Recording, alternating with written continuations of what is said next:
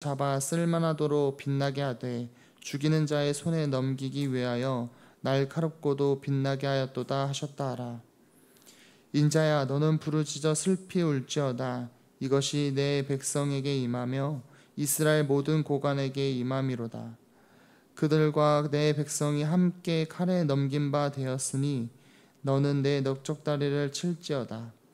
이것이 시험이라. 만일 업신여기는 규가 없어지면 어찌할까. 주 여호와의 말씀이니라. 그러므로 인자야, 너는 예언하며 손뼉을 쳐서 칼로 두세 번 거듭 쓰이게 하라. 이 칼은 죽이는 칼이라. 사람들을 둘러싸고 죽이는 큰 칼이로다. 내가 그들이 낙담하여 많이 엎드려지게 하려고 그 모든 성문을 향하여 번쩍번쩍 하는 칼을 세워 놓았도다. 오라, 그 칼이 번개 같고 죽이기 위하여 날카로웠도다. 칼아 모이라. 오른쪽을 치라. 대어를 맞추라. 왼쪽을 치라. 향한 대로 가라. 나도 내 손뼉을 치며 내 분노를 다 풀리로다. 나 여호와가 말하였노라. 아멘. 오늘은 듣고 난 후라는 제목으로 은혜를 나누고자 합니다. 사람들은 살면서 이곳저곳에서 여러 가지 소문을 듣게 되고 또 소식을 접하게 됩니다. 이 현대 사회에서는 더더욱 자신의 의지와 상관없이 사람들을 통해서 또 미디어를 통해서 다양한 매체와 방법들을 통해서 소문과 소식을 접하게 되죠. 그러나 들리는 모든 소문과 소식이 모두 사실이라고 할 수 없습니다. 왜곡되고 거짓된 소문과 소식이 거침없이 우리에게 들려지기도 합니다. 그렇게 우리는 지혜롭게 분별하여 소문과 소식을 받아들여야 합니다. 이 성경에도 소문과 소식들이 있었습니다. 대표적인 소문과 소식이 바로 예언자들의 소리였습니다. 예언자들 또는 선지자들이라고 불리는 사람들은 하나님의 말씀을 전하는 사람들이었죠. 그래서 이스라엘에게는 예언자들이 전해주는 하나님의 말씀, 하나님의 뜻이 대표적인 소식이라고 할 수 있습니다. 오늘 본문 말씀인 에스겔도 한 명의 예언자로서 하나님의 말씀을, 하나님의 소식을 이스라엘에게 전달해주는 사람이었습니다. 하나님의 말씀을 받은 에스겔이 오늘 본문에서 이스라엘에게 전하는 소식은 안타깝게도 이스라엘을 향한 하나님의 심판이었습니다. 심판의 내용이 에스겔 21장 3절에서 5절에 간략하게 정리되어서 나옵니다. 제가 읽어드리겠습니다. 이스라엘 땅에게 이르기를, 여호와의 말씀에 내가 너를 대적하여 내 칼을 칼집에서 빼어 의인과 악인을 내게서 끊을지라. 내가 의인과 악인을 내게서 끊을 터이므로 내 칼을 칼집에서 빼어 모든 육체를 남에서 북까지 치리니 모든 육체는 나 여호와가 내 칼을 칼집에서 빼낸 줄을 알리라. 칼이 다시 꽂히지 아니하리라 하셨다 하라. 이 세번역 버전으로 보시면 이스라엘을 향한 하나님의 심판, 분노가 더 잘 느껴집니다. 제가 다시 한 번 더 읽어드릴 텐데 세번역 버전으로 제가 읽어드리겠습니다. 너는 이스라엘 땅에 전하여라. 나 주가 말한다. 내가 너를 대적한다. 칼집에서 칼을 뽑아 너희 가운데에 있는 의인과 악인을 다 쳐 죽이겠다. 내가 너희 가운데서 의인과 악인을 다 쳐 죽일 것이므로 칼을 칼집에서 빼어서 무릇 육체를 가진 모든 사람을 남쪽에서 북쪽에까지 칠 것이니 그때야 비로소 육체를 지닌 모든 사람이 내가 칼집에서 칼을 빼어든 줄 알 것이다. 그 칼은 절대 칼집에 다시 꽂히지 않을 것이다. 하나님께서 이스라엘을 향한 심판을 말씀하셨는데 그 심판은 하나님께서 칼을 뽑아 이스라엘 가운데 의인이나 악인을 구분하지 않고 모두 다 죽일 것이고 그 칼을 절대 다시 칼집에 다시 꽂지 않을 것을 선언하고 계십니다. 지금까지 우리 성도님들이 에스겔을 쭉 보시면서 이제 성경 말씀을 읽고 계신데 이제 하나님께서 여러 번 심판을 경고하셨다는 것을 알 수 있습니다. 그 심판의 경고를 통해서 이스라엘 백성들에게 회개와 거룩을 권면하고 촉구했습니다.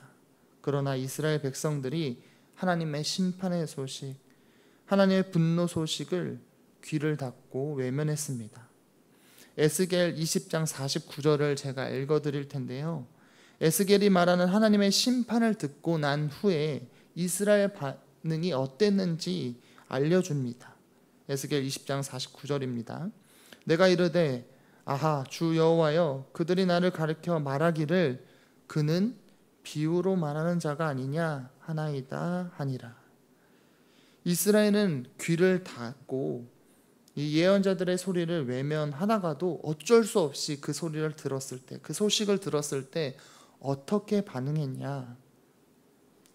그것을 단순한 비유라고 생각하고 실제로 일어나지 않을 것이라고 생각했다는 것입니다. 오히려 에스겔을 알 수 없는 비유로만 떠드는 자로 이야기하며 조롱했습니다. 끝까지 하나님의 소리와 소식을 무시했다는 거죠.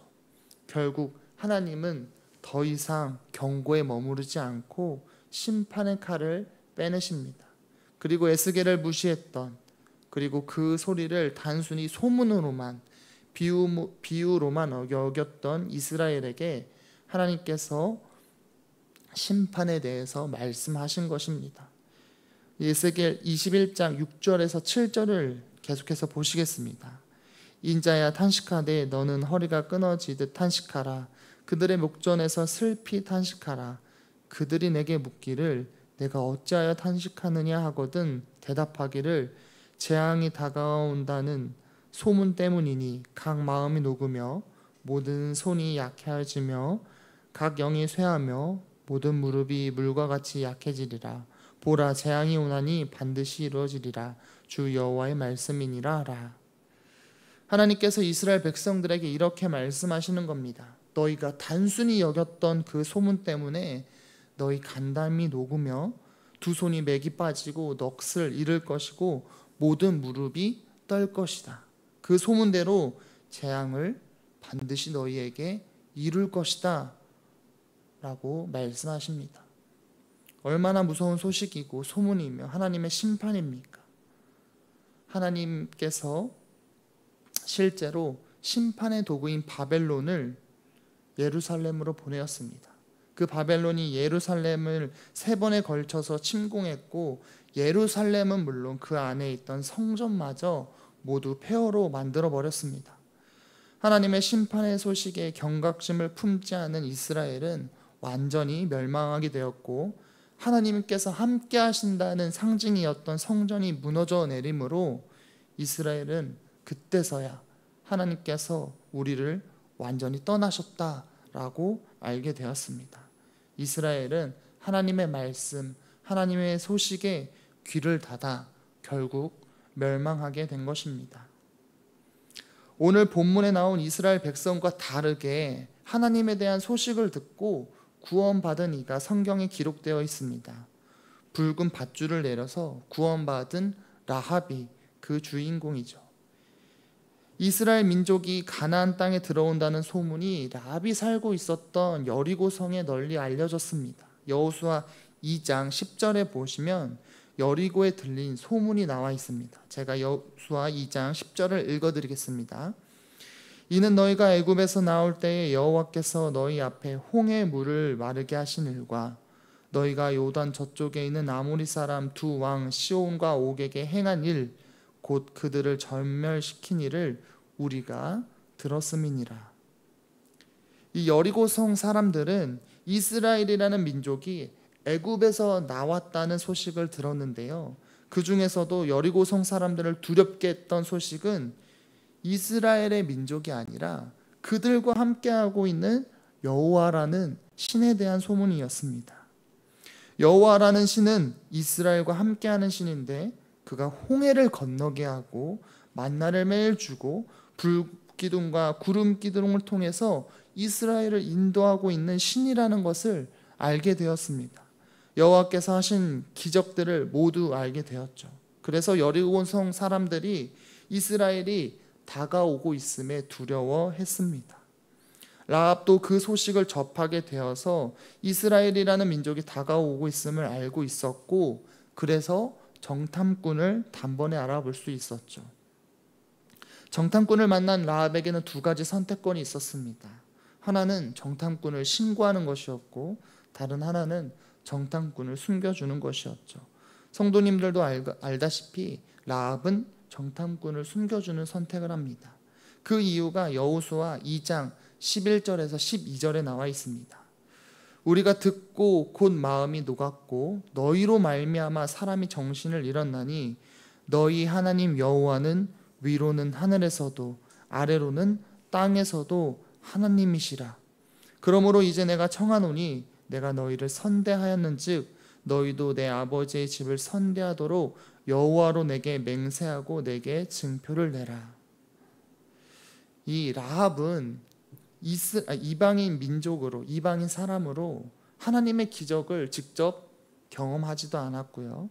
하나님께 설매일 주는 만나를 먹어본 적도 없고요. 불기둥, 구름기둥으로 하나님의 인도하심을 받아본 적이 없는 사람이었습니다. 그러나 하나님에 대한 소식을 듣고 정탐꾼들에게 이렇게 고백합니다.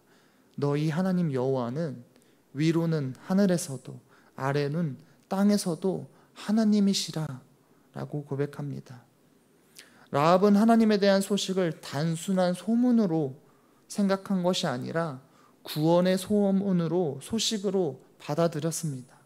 그리고 정탐꾼들에게 고백함으로 붉은 밧줄이라는 구원의 증표를 받게 된 것이죠. 그리고 이제 라합이 붉은 밧줄을 내린 시점을 보면 그녀의 믿음이 참 대단했다는 것을 알 수 있습니다. 여호수아 2장 21절을 제가 읽어드리겠습니다. 라합이 이르되 너희 말대로 할 것이라 하고 그들을 보내어 가게 하고 붉은 줄을 창문에 매니라. 라합이 이 붉은 밧줄을 창문에 언제 매달았다고 하죠? 그들을 보내게 하고, 그들을 보내고 붉은 창문을 메었다고 성경이 기록했습니다. 라합은 정탐꾼을 보내고 그 즉시 창문에 붉은 줄을 매달아 놓았습니다.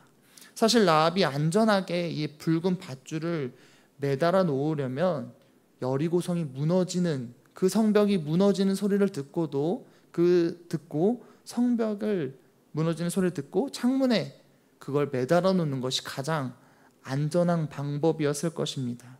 왜냐하면 붉은 밧줄은 여리고의 입장에서는 반란의 표시였고 배신의 표시이죠. 만약에 그들이 붉은 밧줄을 이상하게 여겼다면, 그래서 그 줄을 조사했다면 라합이 위험했을 것입니다.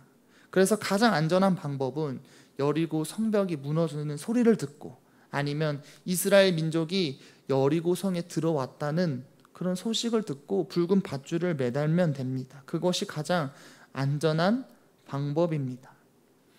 그러나 그녀가 정탐꾼을 보내고 난 후 즉시 붉은 줄을 매달았는데 그것은 라합의 굳은 믿음을 잘 보여주는 부분입니다. 이미 그녀의 마음은 하나님을 자신의 구원으로 선택한 것입니다.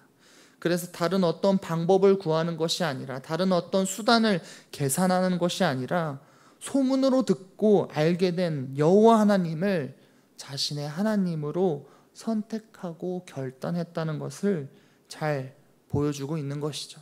그 결과 라합이 어떻게 됐습니까? 그녀의 가족과 라합이 구원받게 되었고요.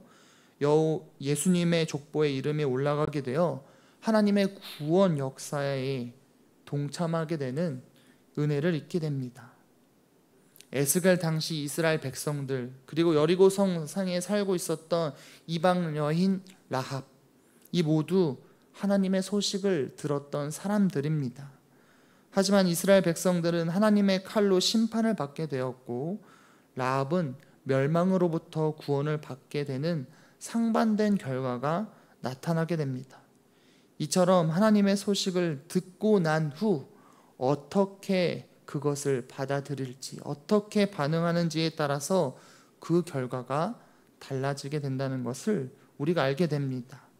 하나님의 말씀을 말뿐인 소문으로 여길지, 아니면 반드시 성취될 하나님의 말씀으로 받아들일지 우리에게 우리의 선택에 달려 있습니다.